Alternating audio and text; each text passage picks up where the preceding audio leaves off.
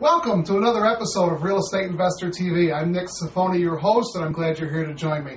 I want to start the episode off with a little story. But it's a story of two brothers. They're twin brothers, and the parents are a little concerned. One of the kids is always positive. I mean, he's happy no matter what you throw at him. It doesn't matter how gloomy it is outside, how bad it is inside, whatever. No matter what, this kid is happy. Now he's got a brother who's always upset.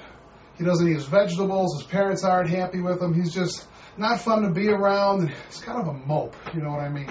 Well, the parents can't take it much longer. So they take these two kids to a shrink. They figure, let's at least see what's wrong with them, try to get them both brought over to one side or the other so at least they can, they can survive in the same household and the parents can, take it easy, all right? So the doctor takes the positive kid and he puts him in a room that has nothing in it but a big pile of poop.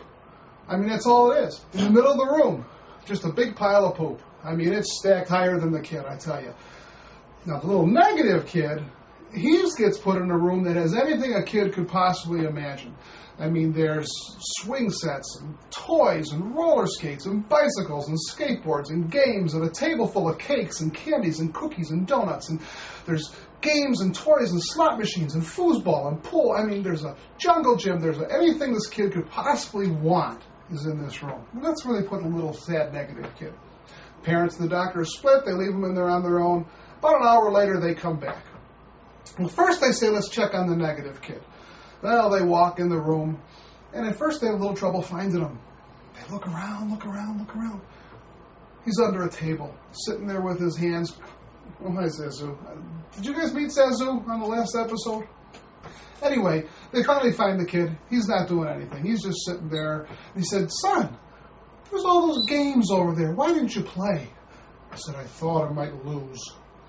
But son, there's a swing set and bicycles and roller skates. Why aren't you doing something like that? I said, I thought I might hurt myself. He said, son, there's a table and it's full of everything a kid could possibly want to eat. Pizza and there's ice creams and there's Jell-O and jelly beans and candy and you name it, it's there. And he said, I thought I might get a bellyache. Well, they said, you know what, you just sit right there, son, and we'll be back in a while. They figured he wouldn't get into anything. So they go to the next room over, where the positive kid is. Now, you remember what's in the room with the positive kid, you know? So, they go in there, and all they see, I mean, this pile that used to be, it's manure, you know? This pile that used to be yay big, they go in there, and this pile is small, and it's all over it. I mean, it's on the walls, and it's on the ceiling, and all they see is this kid dove in the pile head first, and I mean, he's flailing and swinging and throwing and stuffing, and stop, son, stop. What are you doing? And the little fella turns around and he says to the doctor and his parents, with all this manure, there's got to be a pony somewhere. I hope you're laughing. Anyway, if it's not too funny, there is a point. And the point is you make your own destiny.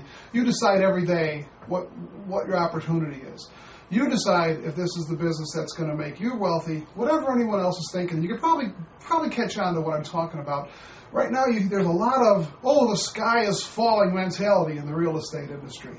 You hear a lot. I mean, you can't turn on the newspaper You can't turn on the news or a news site online or open a newspaper and not read about foreclosures are at an all-time high.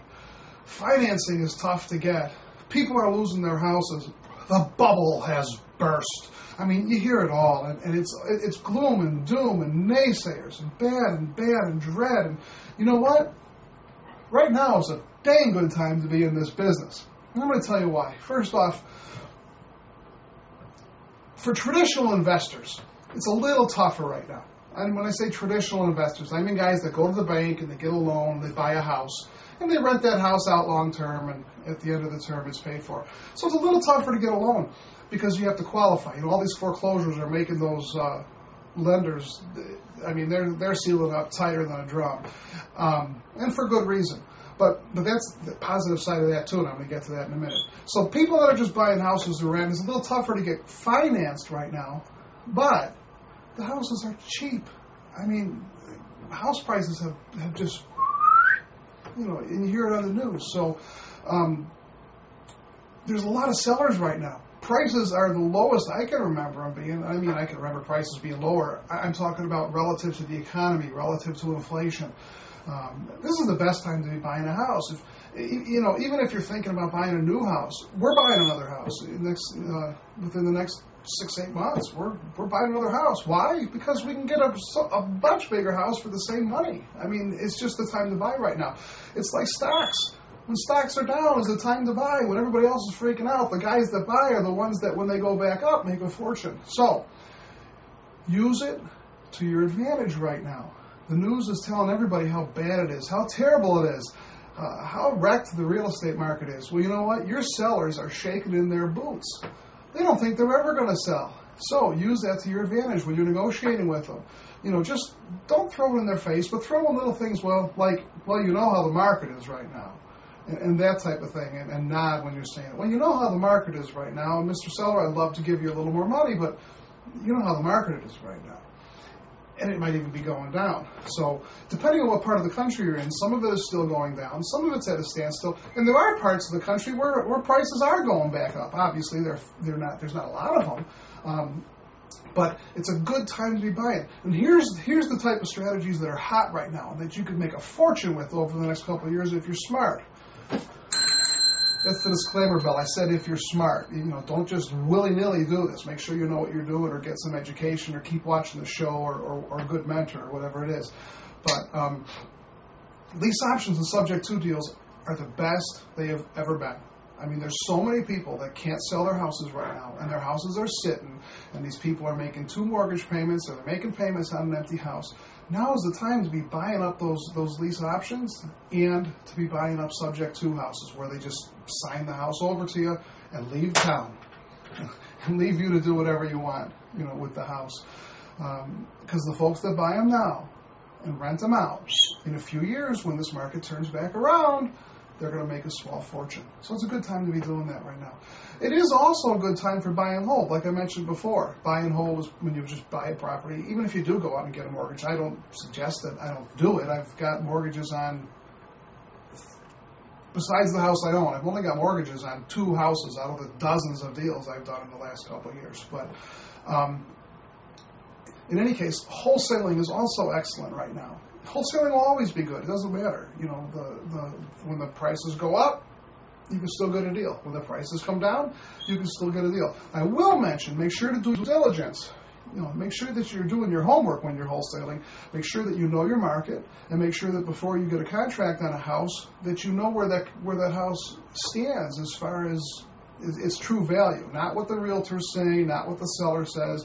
Make sure you know how to run some comps, and you get a true value of the house, and adjust it for the area and where it's going to be in a few months. But wholesaling is still good. These options are subject to. I am turning the faucets on in my business right now with subject to houses. I got a subject to house the week before last.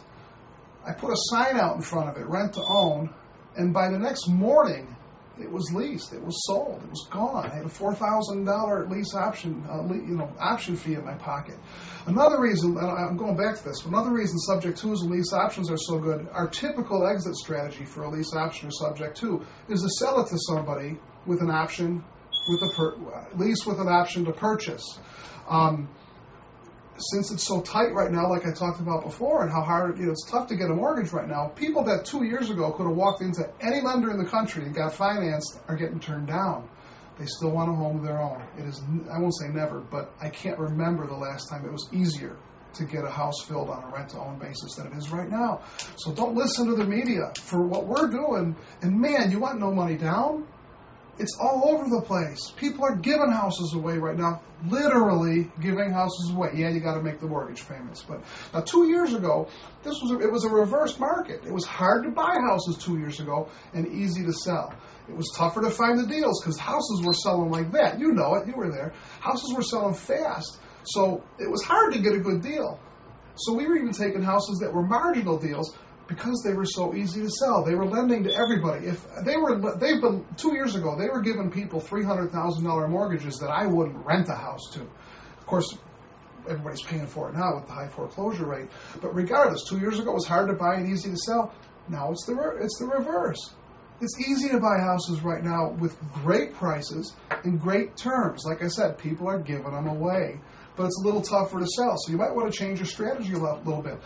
A lot of creative investors right now are marketing for buyers instead of sellers. Sellers are a dime a dozen. Put an ad in the paper, throw up a sign, your phone will ring.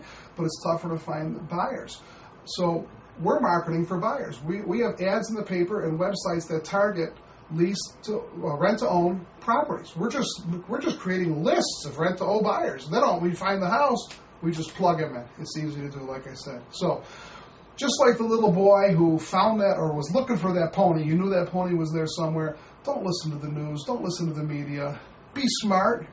But this business always works. It doesn't matter what part of the cycle we're in. In the 80s, when interest rates were 14%, investors were cleaning up in this business. Now interest rates are 5%. Investors are still cleaning up in this business. We just have to change our taxes. We have to think differently. So stay on top of the business, learn, educate yourself. I'm always preaching, get educated, get educated, get educated. So, remember, I'm almost done, by the way. Remember, if you're watching this on YouTube or on Blink TV or on Google Video or one of those, you're probably not getting the whole show. You're probably only getting the first half of it. And I guarantee you there's a lot of shows that are on the website that we never even put on Google. So make sure you actually come to www.rei/tv.com. In future shows, one of the next couple shows, we're going to teach you how to get your houses listed on the MLS for nothing, regardless of if you're a realtor or not. It's a little tougher to find buyers now, right? How's that going to help you? Thanks for listening. Zazu says, go make an offer.